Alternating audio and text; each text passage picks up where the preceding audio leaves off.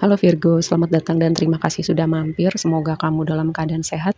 Ini adalah bonus reading tengah bulan. Kita akan lihat apa yang kamu perlu tahu sekitaran kamu nonton reading ini ya. Di pre-shuffle kamu aku ngelihat kayak judgment sama justice. Terus dua kombinasi ini membuat aku berpikir ini adalah kayak hari penghakiman gitu. Terus energi karma yang sangat kuat. Terus gini, karma itu aku selalu mengartikan menurut aku pribadi ya. Kayak setiap orang akan mengerti konsekuensi perbuatan dia pada waktunya gitu. Entah itu lewat pemahaman tanpa perlu merasakan, bisa juga dengan merasakan gitu dengan hal yang mungkin dia pernah lakukan kepada orang lain. Misalnya dia pernah jahat sama orang atau bohongin orang, hianatin orang, suatu saat nanti dia akan merasakan hal yang sama. Atau dia nggak perlu merasakan kayak dihianatin juga, tapi dia mengerti bahwa hal itu di waktu lampau yang dia pernah lakukan, itu efeknya tidak baik untuk orang lain gitu ya, menyakiti orang lain. Dan aku merasakan ada yang merasakan hal ini gitu, kayak karma itu berbalik sama dia, dan karma itu bisa baik dan buruk ya. Setiap hal yang kita lakukan itu ada ada aksi reaksinya, ada efeknya nanti akan kembali ke kita. Bisa jadi kamu, bisa jadi orang yang terhubung sama kamu untuk apapun yang mereka lakukan, entah itu baik, entah itu menyakitkan kamu di waktu lampau.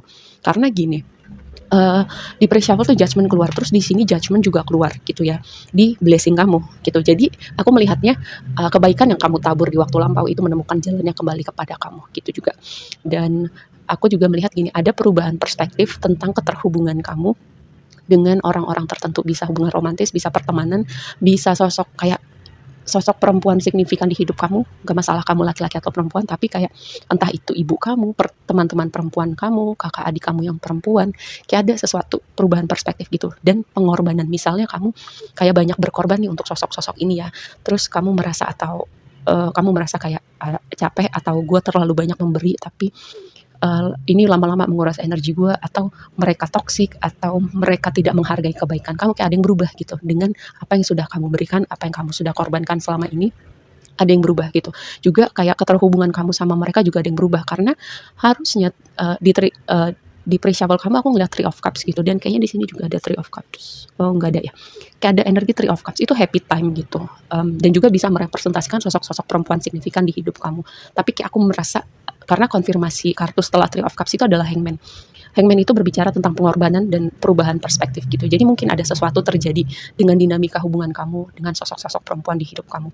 Lihat di sini blessingnya kan judgment sama woman. Woman ini kan merepresentasikan sosok perempuan signifikan, atau bisa jadi kamu dengan, kalau misalnya kamu perempuan, atau dengan energi feminim kamu ya. Dan juga bisa jadi ada sesuatu yang signifikan dengan karena gini, di sini ada woman ya sebagai blessing kamu, terus di waktu sekarang ada sosok man gitu, sosok laki-laki. Dan ini kayak dua kombinasi uh, antara dua orang gitu ya, dengan energi maskulin dan feminim yang sudah bisa diintegrasikan dengan baik, sudah bisa diseimbangkan.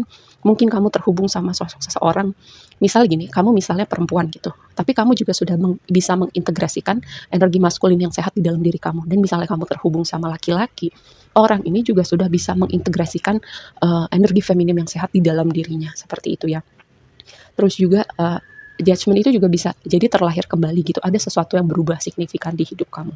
Nah, yang jadi tantangan, aku melihat gini, kenapa Nine of Sword bisa jadi tantangan kamu dikonfirmasi sama Anchor. Anchor itu harusnya sudah sampai, atau kayak jangkar itu kan merepresentasikan kapal sampai atau kapal mau pergi gitu.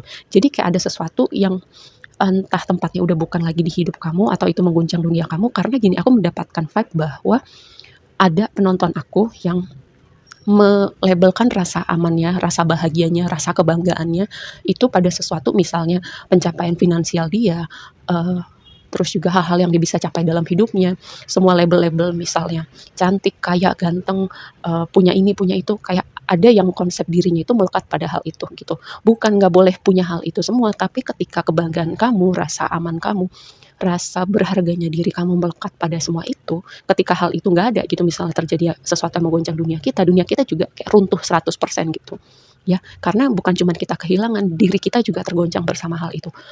Makanya kayak semesta di waktu lampau ini kayak semesta mungkin menghadirkan situasi yang besar atau nggak terlalu besar, yang jelas kayak semesta mau ngajarin kamu, kamu itu berharga, kamu itu indah, kamu itu sempurna gitu. Kayak Tuhan tuh mau bilang sama kamu, kamu itu sempurna. Kayak kayak aku tuh merasa nyes gitu loh di hati aku ngomong kayak gini, kayak kamu sempurna, tapi kamu nggak perlu gitu membutuhkan hal-hal lain di luar diri kamu untuk bilang kamu itu berharga, kamu itu indah, kamu itu sempurna. Seperti itu ya, kayak semesta perlu mungkin menggoncang atau mengambil beberapa dari hal-hal itu untuk kamu nggak melekatkan semua kebanggaan kamu atau rasa aman kamu pada hal-hal itu ya, supaya cara berpikir kamu, hati kamu, hidup kamu, rasa aman kamu, rasa berharga kamu itu berubah dulu gitu ya. Terutama dengan itu tadi, ada hubungannya dengan tabur tuai, ada hubungannya dengan sosok-sosok tertentu di hidup kamu. Nah, karena di energi sekarang itu, ikatan yang kamu buat tadi, misalnya dengan harta kamu, dengan pencapaian kamu, dengan sosok tertentu di hidup kamu, sebenarnya itu kayak ikatan yang kamu buat pada hal itu, attachment yang kamu punya, itu sebenarnya beban berat buat kamu. Lihat itu ada Ten of Wands gitu. Harusnya kamu bisa bahagia tanpa itu semua. Lalu juga ada yang gini, kayak butuh pasangan untuk merasakan itu semua gitu. Jadi kayak kalau nggak punya pasangan itu mungkin hidupnya kurang atau hampa, tapi ini bukan buat semuanya ya. Nah, semesta perlu goncang dulu itu sebelum gitu. Sebelum semesta gantikan semua energi itu dengan sesuatu yang baru untuk kamu. Proses ini memang gak nyaman dan mungkin sebagian dari kamu akan merasakan rasanya kayak berjalan tuh kayak sepi banget, mungkin berat banget, mungkin sempat tertatih-tatih, tapi ini cara semesta untuk mengkalibrasi energi kamu, mengkalibrasi hidup kamu untuk menemukan level bahagia kamu yang sesungguhnya. Kayak kamu punya abundant, kamu punya segala macam sesuatu, tapi kamu gak punya attachment di situ.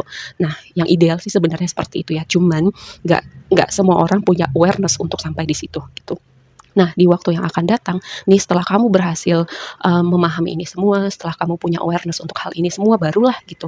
Memang jalannya perlahan karena di situ ada mountain ya, terus kayak dengan Four of Cups di situ, kayak kayak itu sendu banget tuh dunia, bosen banget atau kadang gitu-gitu aja. Supaya apa? Kadang gitu-gitu aja. Kadang cara semesta untuk kamu belajar supaya gini, dengan hal simple pun gitu, kamu misalnya punya sesuatu, kamu nggak punya sesuatu, kamu bisa belajar untuk nyaman sama diri kamu, seperti itu ya. Terus juga kalau misalnya ada stagnansi nih berhubungan dengan keuangan, finansial, pekerjaan, terus kamu mungkin juga menunggu suatu kabar yang signifikan di hidup kamu karena Seven of Pentacles ada di energi future akan datang. Seven of Pentacles itu berbicara tentang apapun yang kamu usahakan selama ini. Atau bisa jadi juga ini proses kamu membangun kembali dunia kamu, membangun kembali diri kamu, atau membangun kembali, mungkin gini ya, dengan proses kamu ini, kamu juga kayak beralih profesi, ganti pekerjaan, atau ada sesuatu yang berubah signifikan dengan apa karir pekerjaan kamu gitu. Terus dengan Seven of Pentacles dan di situ ada letter ya, letter itu melambangkan dokumen, komunikasi juga bisa. Jadi kayak komunikasi yang kamu tunggu mungkin berhubungan dengan keuangan, pekerjaan, bisnis gitu di waktu yang akan datang, dan itu seperti membawa energi transisi gitu dengan apapun yang kamu mungkin rasa stagnansi selama ini, tertatih-tatih, kok prosesnya lama banget. Dan di situ juga ada Page of Swords itu. Page of Swords itu juga melambangkan komunikasi. Jadi di waktu yang akan datang ada komunikasi yang signifikan ya. Setelah kamu lama menanti atau setelah lama kamu berproses ya. Dan stork itu melambangkan perpindahan ya, perpindahan tempat, perpindahan musim. Karena burung itu selalu bermigrasi ketika musim berganti dan berpindah tempat juga yang biasanya jauh dari tempat dia berasal. Aku merasakan di waktu yang akan datang kayaknya kamu sudah cukup berproses dengan ini semua. Waktunya kamu memasuki dunia kamu yang baru, chapter hidup kamu yang baru dengan versi diri kamu yang baru gitu, untuk menemukan rasa aman, bahagia, berharga. Kayak ibaratnya punya abundant bagus, punya pencapaian bagus, punya pasangan bagus, tapi kamu nggak punya kelekatan yang berlebihan pada hal-hal itu. Semoga dipahamin ya. Oke, aku rasa segini aja dulu readingnya kali ini buat kamu. Semoga bermanfaat dan sampai ketemu di reading berikutnya ya.